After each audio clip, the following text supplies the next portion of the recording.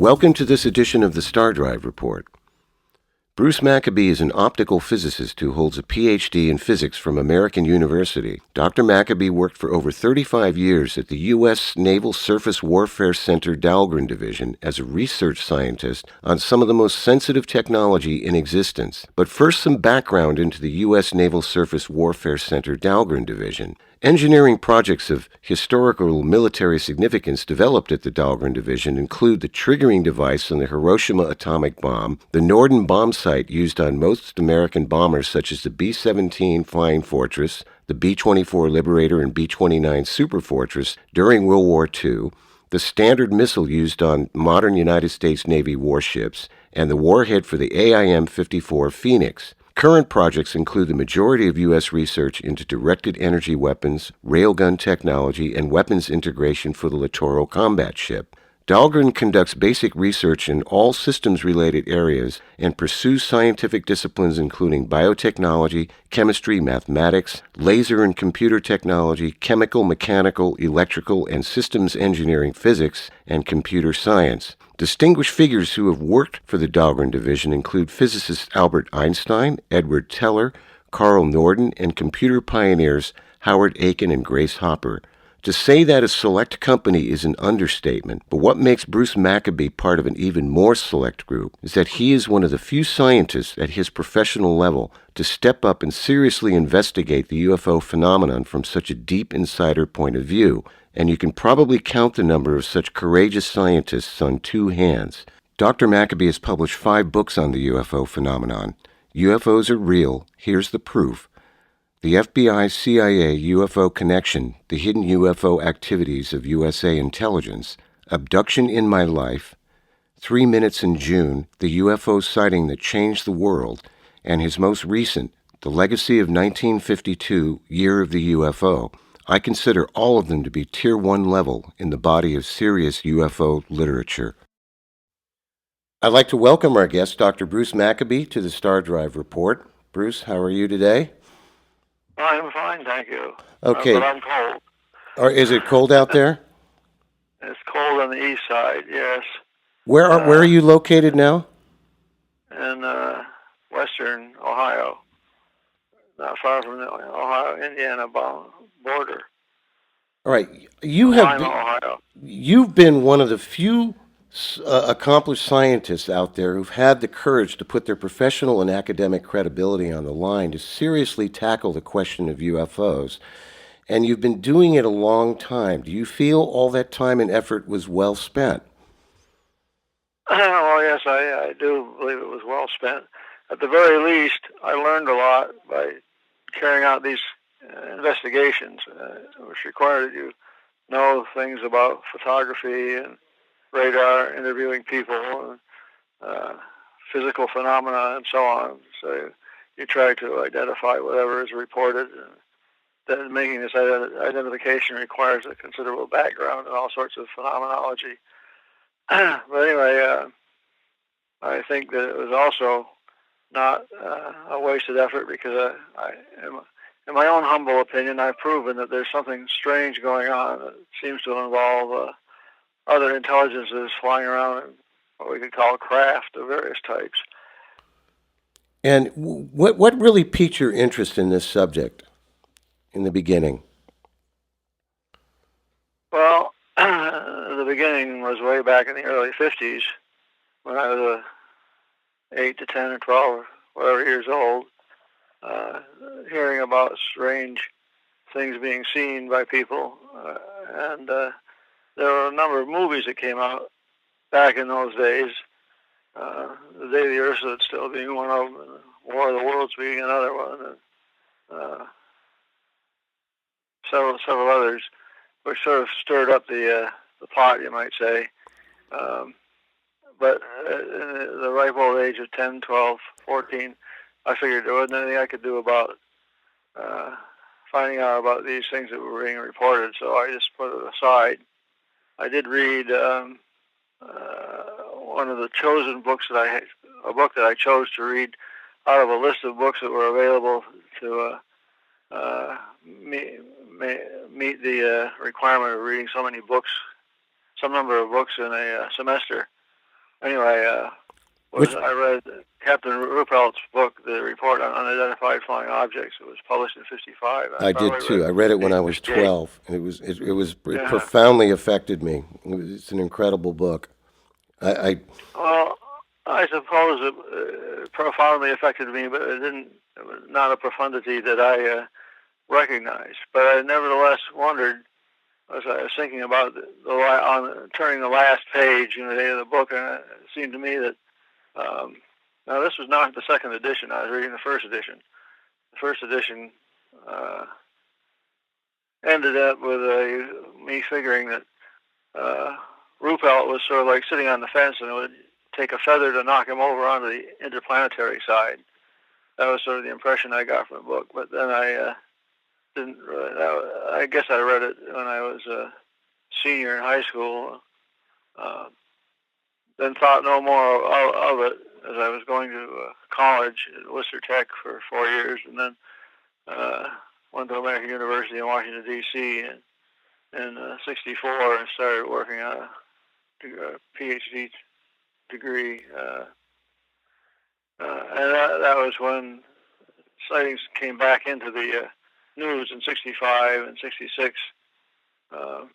'66 in particular, the Hillsdale, Michigan sightings that caused Gerald Ford, the Speaker, the Minority Leader of the House, to request that the Air Force take support an investigation that was apart from Project Blue Book. And this was, of course, almost everybody remembers the swamp gas explanation offered by Hynek, which he said in later years was, he brought that up as a remote possibility without really thinking it would be correct, but the press jumped on it, and from then on he became swamp gas Hynek.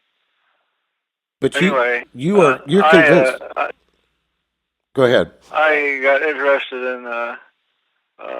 in the subject itself and joined an organization called NICAP, National Investigating Committee on Aerial Phenomena, which was headquartered in Washington, D.C., right down the hill, sort of, from where I was going to school. And I figured if anybody had the information that could allow me to make a decision, they would have it. They had a file of some 10,000 cases. But NICAP wasn't much of an organization. By the time I got involved with it, it was slowly dying. I didn't know that until later. But one of the things that I put into my most recent book, the Legacy of 1952, the Year of the UFO, one of the things I put into that book was my initial question when I first became interested in the subject in the late 60s. That already had been around for 20 years, and so I'm asking myself, why haven't they already got an answer, one way or another? Either there's nothing there, or there is something there. And it was always a big argument over individual cases and so on. Could they all be explained or not? It wasn't until many years later that I realized they essentially, well, when you imagine the case being publicized, which of course there were hundreds of them over the years, publicized in the press, and presented as if they were presented with the witnesses not knowing what's going on, and the case looking like it might be a very interesting case of something or other. Some skeptic comes along and explains it as the planet Venus, or birds, or bugs, or some rational explanation, whether it seemed to fit or not. And in many cases, the explanation that was publicized made no sense in the context of the sighting. And this happened over and over again over the years as I paid attention to the subject starting in the late 60s. The Air Force in particular, or the government, whatever government agency was involved, would somehow get away with proposing an explanation that made no sense. And I kept asking myself, why is this possible? And it wasn't until more recent years I realized what had happened was in the early years, from 47 on into the 50s, the Air Force had effectively created a tradition that there was nothing to UFO sightings. Therefore, you could come up with any explanation you want. As long as there's an explanation that's offered, that's all you need. Any explanation in a storm, you might say. And the press would run with it as if the case had been explained, and it would drop out of the press and go into oblivion. Either the files of NICAP and other UFO organizations maybe, but it wouldn't rise to the level of requiring serious analysis on the part of skeptical scientists.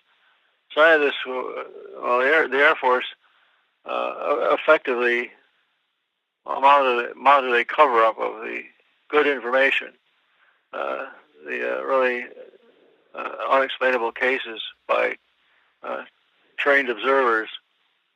Do you The think? Air Force, Do you think that originated? by establishing this tradition, by essentially claiming they could explain everything, as you get out of that book that I just mentioned.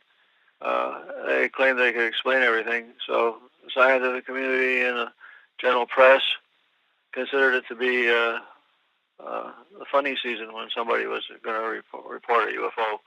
By the way, that book is one of the best books I've ever read on the subject. It's a short book, but it's filled with incredible information. There's a lot of information that I was unaware of, and I've read a lot, and I highly recommend it. It's top tier stuff. I'm just curious. When do you think this? Let's call it a cover up, because that really is what it is. Let's not mince words here. When do you think that originated? Did that originate with the Roswell crash, or would you think that was in place even before the Roswell crash? I know Len Stringfield, in some of his briefings, mentioned that there was another crash prior to the Roswell crash, the Cape Girardeau crash, and there have been people who have claimed other crashes as well. I don't know. I haven't studied them. I'm aware of Roswell since I knew Stanton Friedman from the late '70s. I've been aware of the accretion of information about Roswell that started in late 1978 and was first publicized, I guess you might say, in the Roswell incident book by Bill Moore. So I'm pretty well up on the Roswell crash. If you look at the early history, that data at the time of July 8th, 9th time frame is the key time or main time to pay attention to, because that was when the Roswell cover-up, you might say, began. General Ramey squashed the Roswell case so well that it wasn't even part of the subject until 1978, when it popped back up, when Jesse Marcel, intelligence officer who picked up the material, started talking to Stanton Friedman and Bill Moore and later on other people, and the Roswell story started to come out. But for 30 years, there was no Roswell. The only the only things that people knew about were the sightings that were reported by all sorts of people, including military people on duty. And you see some of that stuff in the book that you read. So you read the other book too, the FBI-CIA. Absolutely, it's a Bible if you for want me. To see how if you want to see how it all started, now read 3 Minutes in June. I'm just wondering, Bruce. All it took to start this whole phenomenon off. I'm just wondering. Did this start? Do you think this precedent of cover up and obfuscation and ridiculous in your face excuses for clearly technological objects displaying incredible behavior, did that originate above the Air Force somewhere, or I'm trying to find out who started ordering, are the people responsible for protecting our national security to make up stories to cover up what clearly is very concerning activity in our skies. Well, in the FBI-CIA-UFO book, I tried to point out what happened initially when the sightings began with Kenneth Arnold. For the first couple of weeks, it was treated seriously with the possibility that the Russians had developed something, or more likely that we had our own developments. When the Air Force asked the FBI to investigate, and just in case there might be Soviet subversion going on, no objects flying around, just spurious sighting reports to garbage up our communications capabilities and stuff.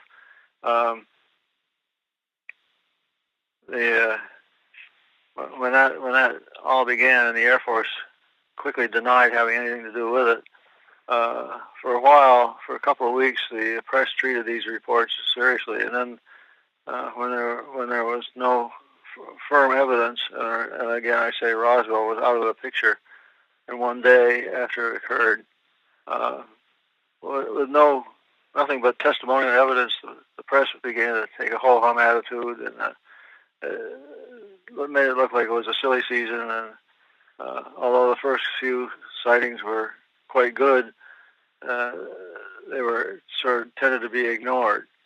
Kenneth Arnold sighting couldn't be ignored because that was the first one, but they came up with explanations, quote, I should say, quote, explanations, unquote, for the Arnold sighting, and managed to get it out of the picture. So the idea of cover-up, or what appears to be a cover-up, sort of started probably about the time of the Roswell case, but not because of the Roswell case. It was more because the Air Force was denying having anything to do with these sightings, or knowing what they were, leaving the press to sort of feel that these sightings could all be explained. And then the Air Force itself knew that wasn't true. And we have the document by Twining. Nathan Twining was the head of, who was at Wright-Patterson Air Force Base at the time, the head of the Air Material Command. And he wrote in a document, which is available and has been for years, saying that whatever it is, it's real and not fictitious. There really are things flying around. And he gives a number of characteristics which include characteristics similar to what we're observing with these Tic Tac type things in the last few years. Yeah, we'll get into that a little later. But so maybe, it's possible maybe that the Air Force didn't want the American public to feel that they were caught off guard as far as potential Soviet technological surprises go. I mean, that could have been a way of saving face. I mean, that's just my idea, but... Yeah, well, the number of reports reached a big peak in about the first week of July. Kenneth Arnold sighting was the 24th of June, so about 2 weeks later, there was a peak in the number of reports per day, and it dropped off. And as it dropped off, it tended to drop out of the news, and as it dropped out of the news, it became easier for the Air Force to offer explanations for the cases that did occur. They never actually succeeded in providing a good explanation for Kenneth Arnold's case, and of course that's why I wrote that book. It was hard to imagine, but true, that although Kenneth Arnold's sighting has been around now ever since 1947, there had been no thorough investigation of his particular sighting. Nowadays, since he died in the 80s sometime, I forget when, we can't interview him directly, but he had several interviews that are published in the book interviews by various people, and provide the key information data by which it's possible to analyze the sighting. I would think that somebody would have written extensively about his sighting long before I did. But the reason I wrote the book was nobody had really studied Arnold's case to the depth it was possible to do.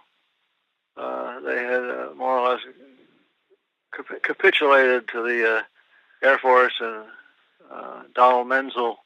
Menzel was a astrophysicist who was a major skeptic back in the 50s and 60s, and he offered several explanations for Kenneth Arnold's sighting. And you get the impression that the Air Force felt that the more explanations, the better. And the more explanations that were offered, the more likely it was to be explained. I have turned that around and said the more explanations that are offered, the less likely it is it's explained, because there should only be one explanation. Right. And if you got several explanations, then that means you don't know which one it is. And that means you might be wrong in assuming that there is one. One would think they would know that. The more explanations there are, the less confidence the American public would have about our skies being protected. I pointed out that the recent or semi-recent O'Hare Airport case was an example of this multiple explanations thing. The O'Hare Airport case was 2006 in November, I think. Was when several people on working on the airplanes at the airport. One guy in particular looked up and saw this gray disc hovering over one of the Air Force gates at a few hundred or a few thousand feet. And all of a sudden it took off and went straight up and punched a hole through the clouds. Apparently it was seen by other witnesses as well. And when it became known, it happened in November, it finally became known when one of their top-notch reporters investigated this case and published a story in the Chicago. Is that Leslie Kane's story? No, that was a guy, a man. Oh yeah, I remember that. Can't think of his name off. Hilkovich. Right. That's Hilkovich, the reporter, published a story on that. At the time, the Chicago paper was astounded that they got something like 3 million requests for information on that story. They said they had no idea the popularity of the subject. But anyway, the FAA, Federal Aeronautics Administration, had to come up with an explanation. And the first explanation was lights on the ground were reflecting off the clouds. Oh my goodness. Well, that explanation went over like a lead balloon, and the next day they came up with another explanation. It was had something to do with cloud cover or whatever. Neither explanation made any sense in the context. Well, that's kind of reminiscent of what the Air Force did in the 90s after the Roswell stuff really took off with the crash test dummies, and I think they had a couple of explanations. They did a second one after that. Hello? Right, the crashed hardware itself, and then several years later, they brought up the crash dummies. Yeah.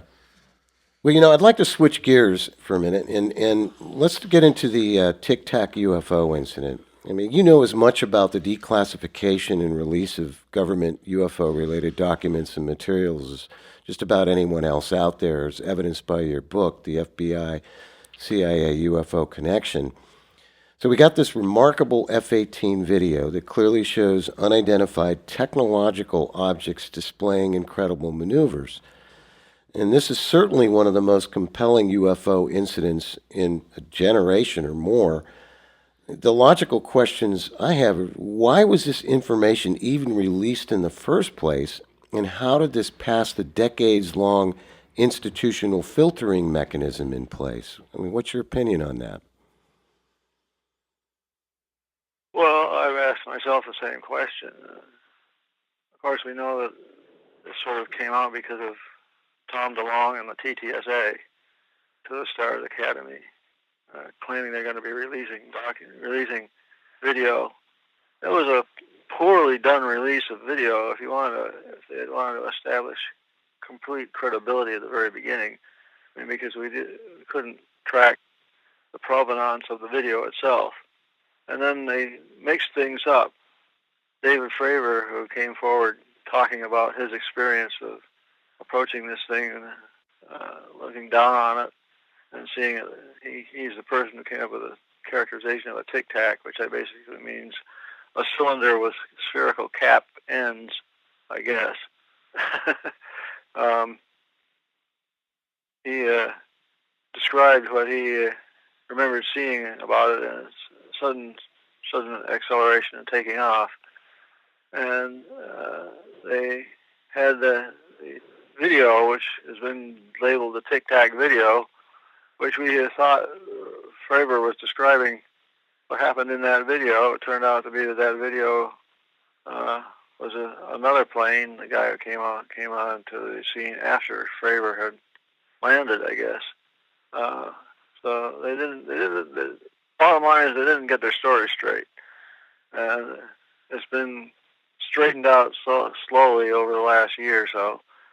But we still don't know why they haven't released the whole. These must be segments of tapes that have been released, not the whole thing. I find that very curious. I mean, how did Elizondo just get what he got released? That's what's curious to me. I don't know. I have a theory. This is Jack Sarfati. I have a speculation on that because it was actually from this website by, it's not a very credible source, probably a Russian source, but they claim that it was Patrick Shanahan, who's currently the acting Secretary of Defense, who released the document through Elizondo.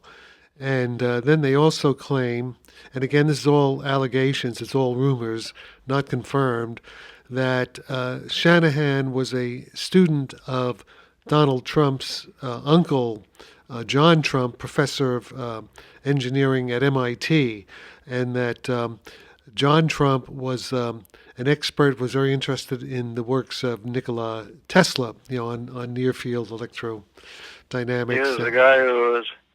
He was the guy who was told to go and pick up Tesla's stuff. Right. If it was worth anything. Right. And now we also have the announcement of the Space Force, which, by the way, I've been pushing that for many years. And, I do have friends who are close to the president. But so I think all these things kind of make sense. Well, maybe somebody on the inside decided it was time to get information out, but it's sort of been a limited hangout, Right. which is a political term back in the 90s. Back in the 70s. Yeah, well, we also the next time. we also know. Anyways, a limited hangout of information. Unfortunately, they garbled it up, so a lot of people have been trying to tear it apart by saying. That always happens. Hasn't been published in a straightforward, analytical manner. Yeah, well, maybe they'll probably get it together, hopefully soon. Also, getting back to what you were talking about in the early 50s with the cover-up, what's interesting is that John Wheeler, the physicist from Princeton, who coined the term black holes, John Wheeler, up until around early 1950s, was primarily working in nuclear physics. And then suddenly, in 52, he switched to Einstein's general relativity theory, and actually worked with Einstein, who was still alive at that time. What's interesting is that John Wheeler's, I think his brother or his cousin, was General Earl Wheeler, who was then head of the Air Force, U.S. Air Force. And of course, I did spend time with John Wheeler on several occasions professionally, and I'm just wondering now if Earl Wheeler asked John Wheeler to switch fields so that they could try to explain the UFO phenomenon. Again, this is a speculation. I don't know this for a fact, but it's kind of a really good educated guess. Well, it's an interesting speculation. Yeah. Bruce, do you, given the video that we do have from the Tic Tac incident, is there any doubt in your mind that what's displayed in that video is a real technological object? I assume it's a technological object that the plane is following. There were three videos. The one that's been called Tic Tac, which supposedly was what Fravor saw, but turned out to be a guy by the name of Slate, I think, who followed Fravor. Wasn't Fravor himself who saw this Tic Tac video. Then there was the gimbal video, and which was taken at a lot later time, and another one called Go Fast. Now, when they were first released, it was claimed that the Tic Tac video was an actual recording of the object that Fravor saw, and in that video you see the tracking gate, two vertical lines separated by a small gap, and inside the gap is where the target appears when things are lined up. And near the end of this Tic Tac video, the object moves to the left and then goes off the screen. And it was claimed that this was evidence of an extremely high velocity, extreme acceleration, and zipping off at a high speed, which is what Fravor had said happened. But I wanted to find out if the video actually proved that. So I started analyzing that video, the motion of the object in it, and ultimately concluded that although the object may have accelerated when it went to the left, there was no evidence of extremely hyper acceleration in that video. Really? That's Right. new. I did not know that. Well, That's the first I've heard of that. A year ago. I first published it about a year ago. Yeah, but that's not the observation that Kevin Day was telling us about a week ago. Kevin Day's observation is the vertical motion Right. of these things, and that does show extreme acceleration, assuming he is correct, and the radar Yes. signals that he recorded are actually, as he thought, 26,000 feet down to 0 feet in 0.78 seconds. It's pretty fast. Yeah, it was actually, I think, 28,000 and minus 50, so 27,950 or something, but it's close enough. And when we do, and as you did the calculation correctly, it's thousands of apparent G, like 5,000, 5,600, between 5 and 6,000 apparent G. Right. Yeah. Right. And as I pointed out then, to me, from my studies in general relativity, that is clear evidence, direct evidence for what I call low-power warp drive, or what Hal Puthoff calls metric engineering, similar to the Alcubierre idea. It's the only way that can happen, which also means that in the ship itself, inside the Tic Tac, they're experiencing 0G. It's only the apparent, radar acceleration that it's not a real physical acceleration that would require like a jet engine or a rocket engine, which would cause extreme stress inside the device, inside the craft of the Tic Tac, I mean. Yeah, if you can change space itself, Yes, that's then you exactly. can modify the velocities. Yes, that's what I mean.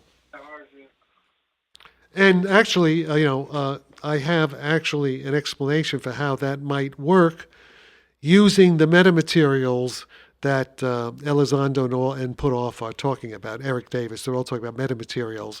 And I actually independently came up with the metamaterial explanation even before I knew about what the To the Stars Academy people were talking about. So that's good that we both converged on this metamaterial explanation. Bruce, do you have any inside knowledge as to the veracity of these reports that To the Stars Academy has these materials in their possession? Well, I don't have. I'm stuck like most people with whatever they happen to cough up as information. I We've been waiting. We've been waiting for half a year now right. for the next shoe to drop, you might say, or the Right. next video to appear. Well, I think they have some of that material that was sent to Linda Moulton Howe, that layered bismuth material. I'm pretty sure that's some of the material that Yeah, they that's have. some of it for sure. Yeah. But we don't know whether that has anything to do with the Tic Tacs or not. Right, right. No, I'm just talking about just the materials that they're studying. You know, would be relevant to the discussion. Right. The one important thing that Elizondo has said on public was that when they radiated that metamaterial with terahertz radiation, it appeared to lose weight. And that is that kind of observation is completely consistent with my own independent theoretical studies. That something like that should happen. In fact, it must happen. I can't go into detail. Yeah. Well, that would be. That sounds to me, if that's true, there would be a published paper on it somewhere. No, there's no published paper on it because no one else knows. I mean, no one else has this. I mean, the theory is something it's my own original creation. Yeah, but I mean, you said it seems to lose weight when irradiated with. Yeah, that's their claim. That's their claim. So, somebody could certainly publish that. I'm sure the reviewer would. That's somebody. Want further evidence. Yeah, that somebody is Elizondo and Puthoff and Eric Davis. They're the ones who are making the claim. To the stars are making the claim. So. Well, have they got actual numbers? Presumably they've done it. Presumably Hal Puthoff is doing it in Austin. That's I assume so. Well, Bruce, let's switch gears again, and I want to get into this whole issue of photographic and video evidence of UFOs. And it seems like every time there's a significant sighting and somebody posts something up on YouTube, it's immediately dismissed as computer graphics, CGI. And, as AI becomes more sophisticated, it seems to me that it's going to be increasingly difficult to determine whether or not a video is real. And, you're an optical physicist and you specialize in this kind of stuff. Is it going to become even more difficult in the future with generative adversarial networks and all this AI that's coming out to be able to definitively and forensically determine the validity of photographic UFO evidence? Yeah. Well, every photograph has to have a story behind it. A photo a UFO does not make. I learned that when I was studying the Trent photos back in the middle 70s. The Trent photos, 2 photos taken by Farmer Paul Trent in McMinnville, Oregon, 1950, May of 1950. Two photographs which are quite possibly the most reproduced photographs in the UFO genre, you might say, because these images are large enough that you can clearly see a distinct shape. There's no doubt about it. It's either the real thing or a hoax. There's no halfway point. And that's the only case endorsed by William Hartman, who was the photographic analyst taking part of the Condon study. He looked at a bunch of photographs, and with the Trent case, he said, although he couldn't prove that it was true, he couldn't find evidence that it was false, and I think he based part of his opinion not on the photographs themselves, although he did show a calculation having to do with atmospheric transmission of light to the atmosphere, which seemed to show that the object was a far distance away. He said he couldn't prove that it hadn't been fake, but in the context of the people involved, he didn't think that it was likely that they had hoaxed this thing. So it's one thing that puzzled me was here a reputable scientist analyzes a UFO case, comes up with a conclusion that seems to be real, and it's in the Conant study and ignored. You would think that there would be a rush to prove something by a whole bunch of people if a qualified scientist were to say this UFO case is real or not, is real, which he effectively did, and the scientific community essentially ignored it. That's part of this tradition that I was talking about. The Air Force was so good at establishing the tradition that there's nothing to UFOs. They were so successful in establishing that tradition that hardly anybody pays any attention to UFOs.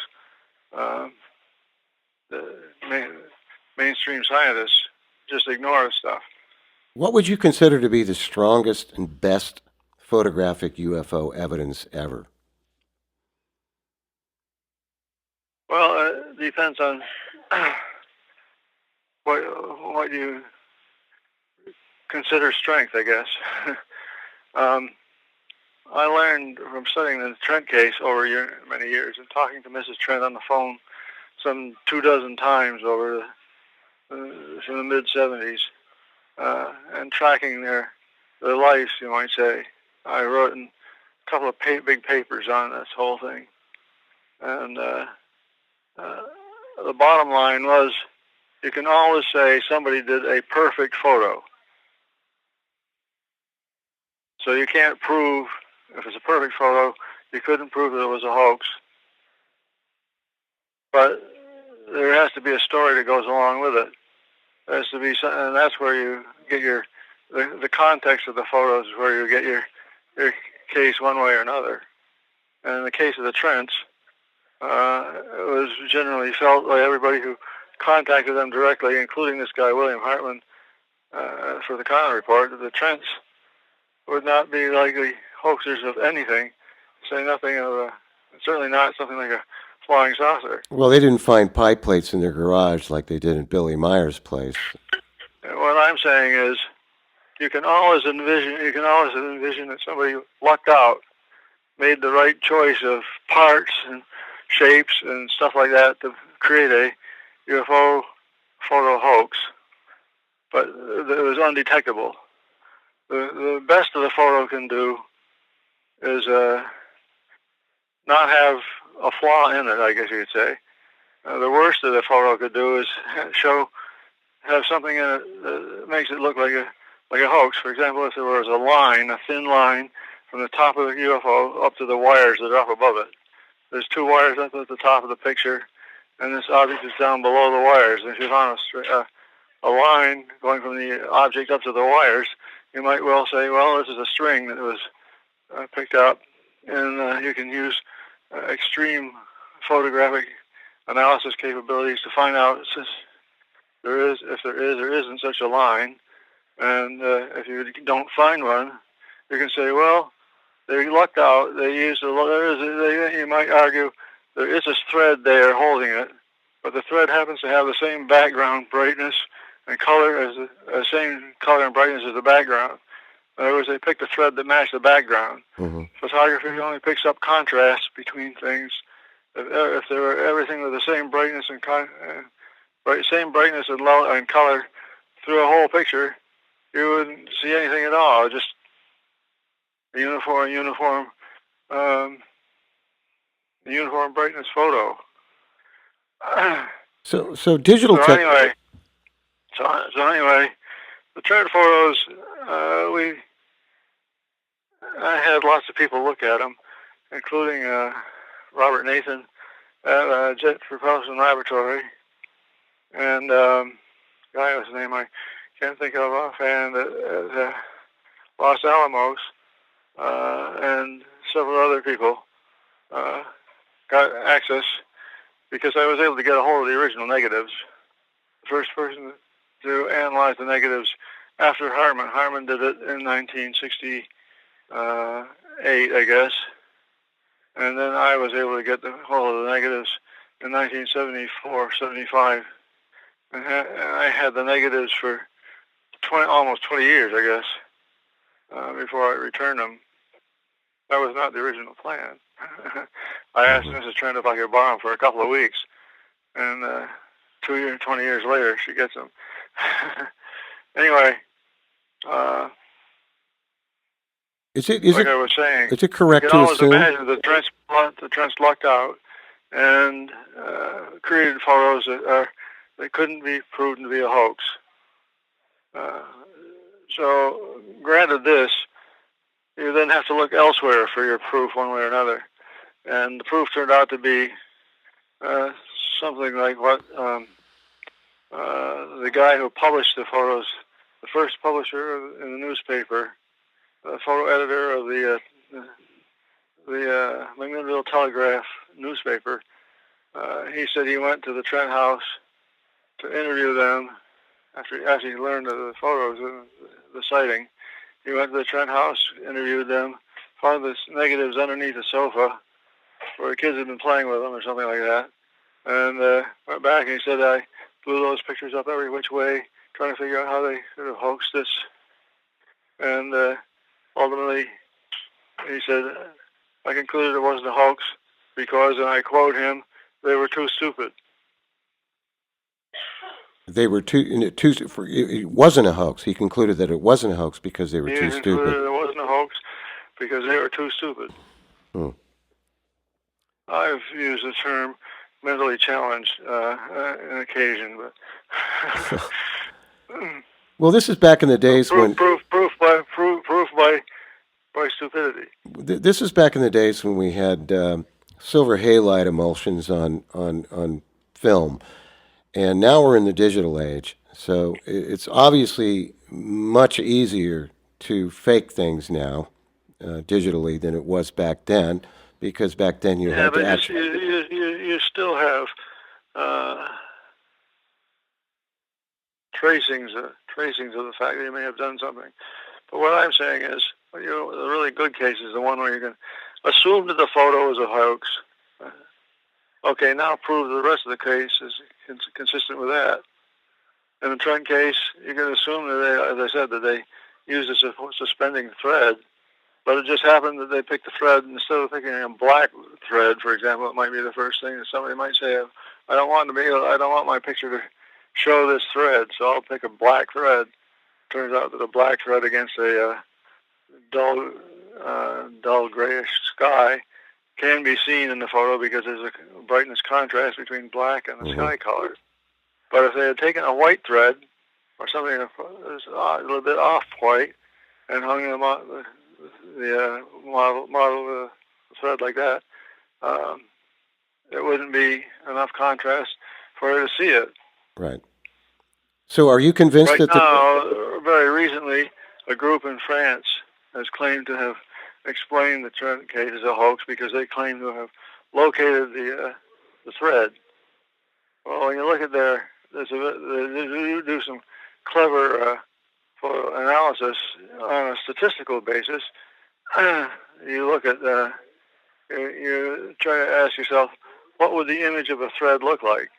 Well, for some photo which there's very small contrast and a very small object, you're looking at a very thin thread, and with some contrast between the thread and the sky, you could see silver halide crystals being formed along the thread. If it's a really good contrast, the signal, you might call it the signature of a thread going along between the wire and the UFO, the thread would appear as a line of little dots that are part of the photographic process. Sure.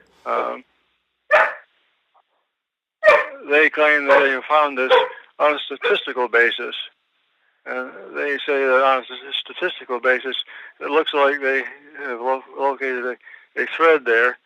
But I analyze their analysis and say that they say on a statistical basis there is a thread, and I say the same data on a statistical basis could be consistent with no thread, because you can always come up with on a random pattern a randomly generated area of little silver silver dots, you might say. Sometimes they'll line up, sometimes they won't. Right. On a random arrangement. So you could say that the statistical data is also consistent with there being no thread there.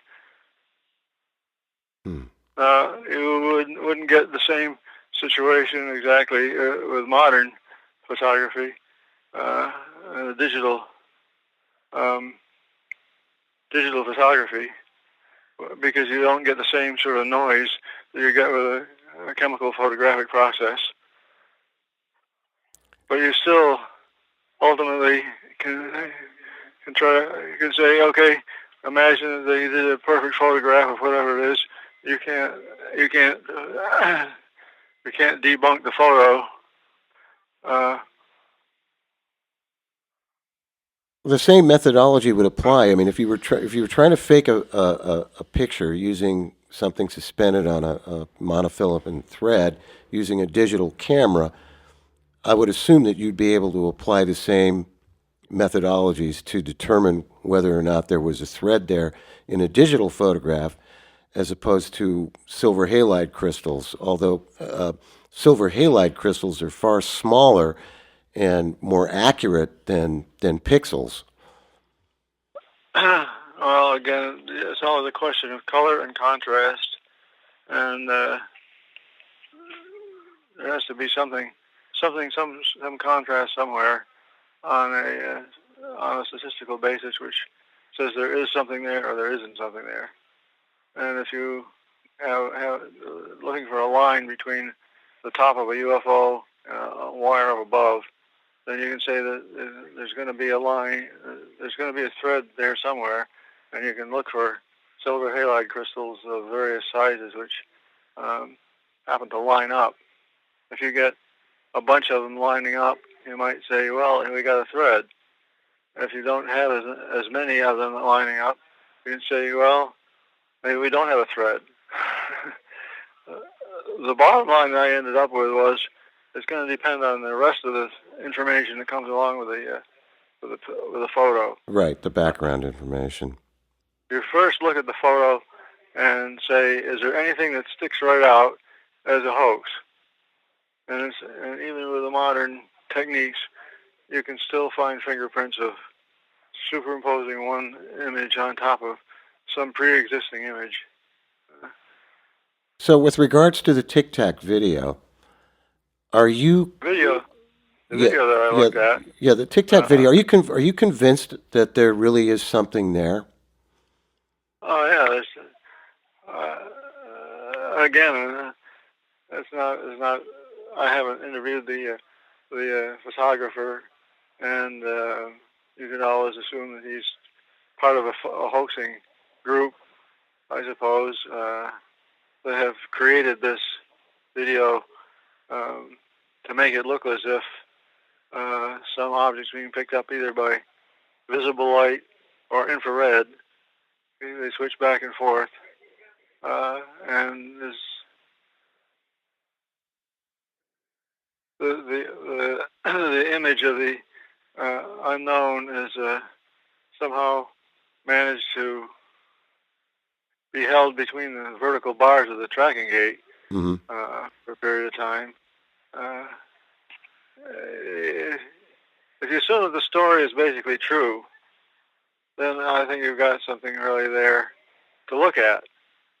It wasn't, in the Tic Tac video, it wasn't traveling at extremely high speed as we had been led to believe initially by Fravor's testimony. Turned out Fravor was not talking about what was in the video, because he was not. The video was taken by the second F-18 that went up after Fravor came down.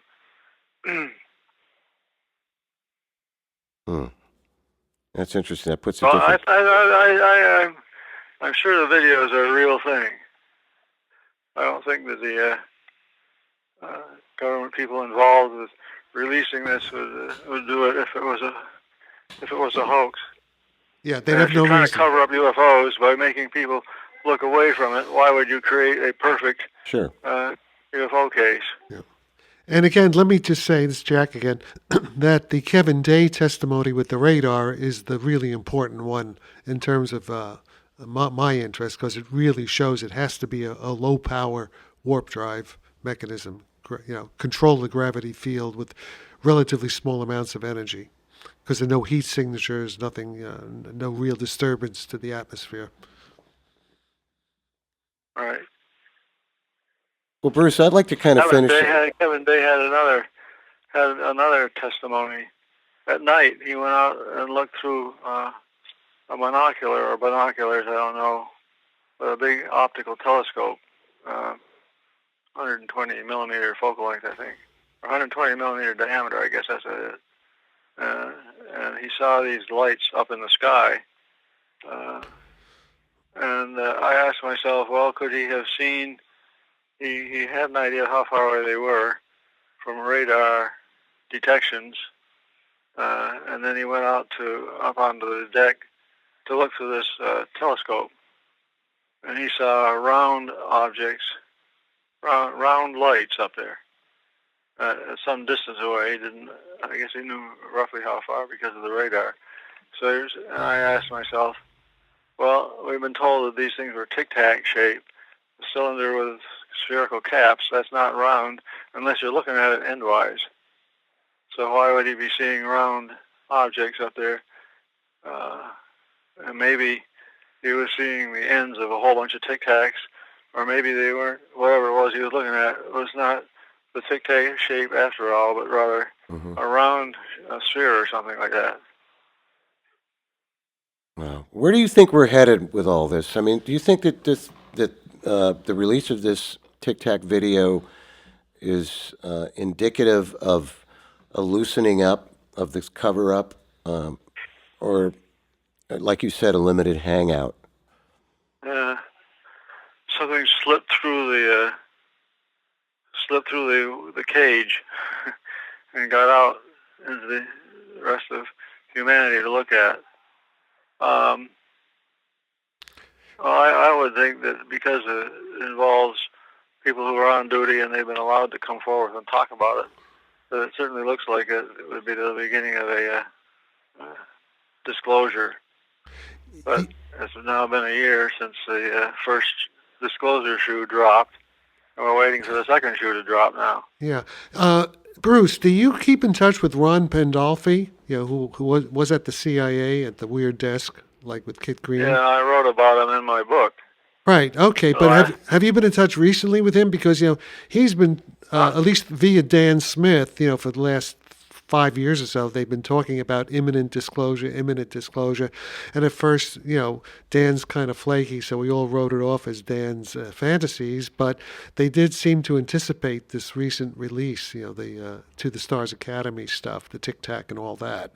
So I'm wondering if Ron had anything to do with this, since he does. I haven't talked to him since last year, so it's been over a year. So I guess a year. That's about the right timing, though, isn't it? Because I know Ron. And I don't know if he had anything to do with the release itself or not. Yeah. Interesting. We should try to get him on this podcast. Do you have any upcoming books that you're involved in or planning? I got 4 out now, and I'm wondering what I might do next, but I haven't worked on it yet.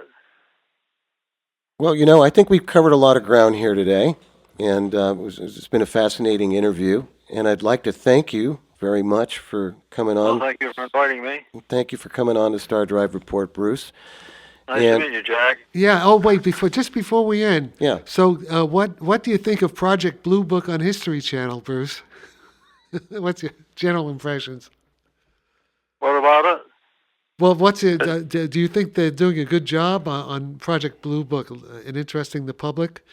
What's your opinion? It may interest the public in the subject. The story itself, as far as the history of the witnesses is concerned, or rather this cinematic Hynek and the cinematic Ruppelt, I guess you could say. The Yeah. captain is supposedly Yeah. Ruppelt. Yeah. They diverge considerably from the actual personalities and events involving them. The sightings that they portray, they've done the Flatwoods case.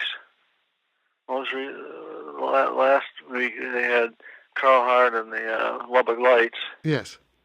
The actual cases that they portray they are actual cases, but the connecting history or storyline seems to involve people who aren't the real people. Yeah. I don't see Hynek doing some of the things that this guy, Yeah. the No, I've noticed that cinematic Hynek would do. they threw in a lot of cliches last night. I noticed Yeah, the and crop they have circles. they have the crop circles. They have the men in black.